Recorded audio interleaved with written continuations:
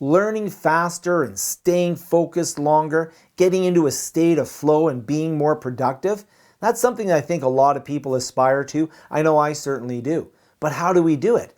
Could the secret be right here on your desk? Well, today we're going to talk about the science behind having an organized desk and how it can really help your learning and your productivity. And I'm going to share with you 7 items, well, 8 items, stay tuned for the bonus item, that I find are super helpful when I'm trying to learn something and when I'm trying to study. My name is Frank and I'm glad that you're here. On this channel, we look at functional ways that we can use technology to help us learn and teach and be more productive. I also have a website called Summit Tech Academy, and I'll put a link down below where I have longer courses with more coming soon. Today's topic isn't really about keeping your desk tidy or all the cool things that I have on my ideal desk setup. It's really about strategically organizing your desk to enhance your learning experience. So there's 7 items that I think are must-have items that are real game changers for anybody who's a lifelong learner or a student that wants to learn something. These are things that I've used for many years and I really find them useful. The first item I like to have is a dedicated timer to do the Pomodoro technique. It doesn't matter really what type of timer you have, but it's not really for keeping track of time. It's about breaking your work into small little chunks, traditionally about 25-minute intervals, where you'll work and you'll have a 5-minute break, you'll work and have a 5-minute break. And this method's proven to really improve your mental agility and to keep your energy levels really high throughout the day as you're studying. I have a fully dedicated video to the Pomodoro technique, and I'll make sure I link that down below. The second type of item that's really useful to have on your desk are stress relief gadgets. The classics, things like a spinning top, I have one here from Forever Spin, things like fidget spinners, the even more classic squishy ball.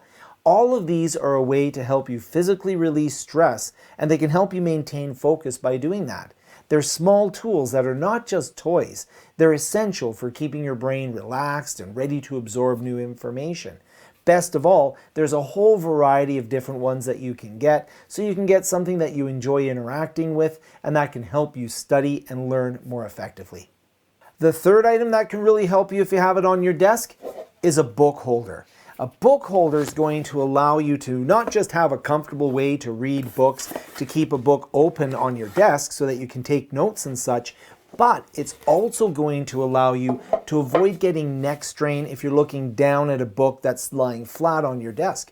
You can keep the book right in front of you where you can sit there and you can take notes either by hand or on a computer, and make sure that you have all of your papers, all of your notes directly within eye contact, improving your posture, and that makes for more effective learning as well.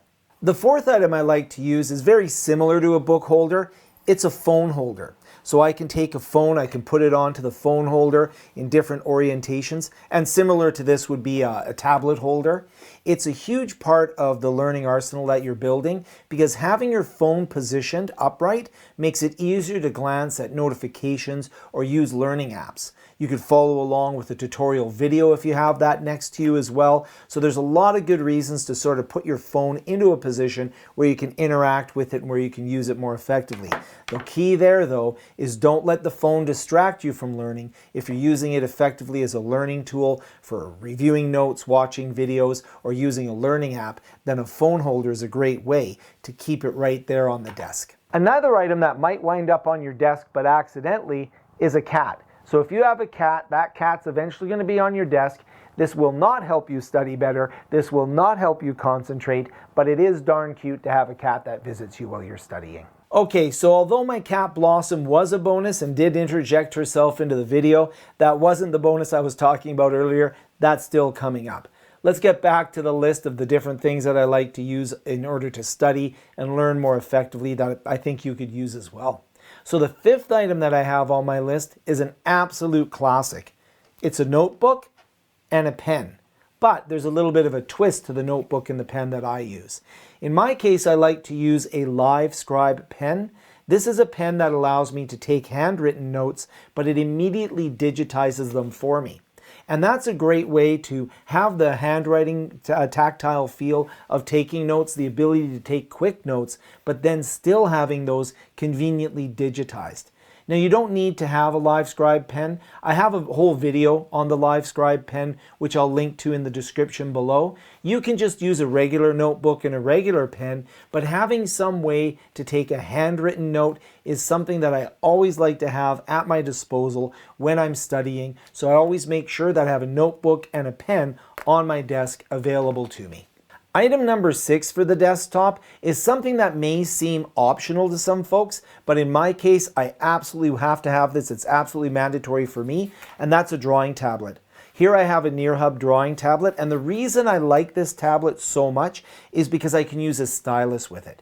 And this opens up a ton of possibilities, not just for digital whiteboards and remote teaching. I have a ton of videos here on the channel on digital whiteboards and remote teaching using a tablet. But also, if I have a PDF document on my computer, I can use a stylus to mark it up. I can also take handwritten notes using this, and I can do my own drawings and my own annotations. So for me, this is an absolute mandatory item. I think everybody should have one of these. They're fantastic. But this is the 6th item that I think is very useful and should be on every desktop. The 7th item that I like to have on a desktop that I think makes learning and studying more effective is a simple slotted desk stand. So you can take something like an iPad and put it on the stand. You could take something like the tablet I just mentioned and put it on there when you're not using it. So this cleans up your desktop. It makes it a little bit easier, and then you can take the items out as you need them. It's a very simple thing, but it's something that's really cleaned up my desk a lot, and it really helps me. You can even put a computer in here if you have a thin enough computer. So it's a really great way to clean things up and keep your desk nice and tidy so you can work and study. I mentioned a bonus item at the beginning of the video, and it's not really a desktop item, but it attaches to your desk.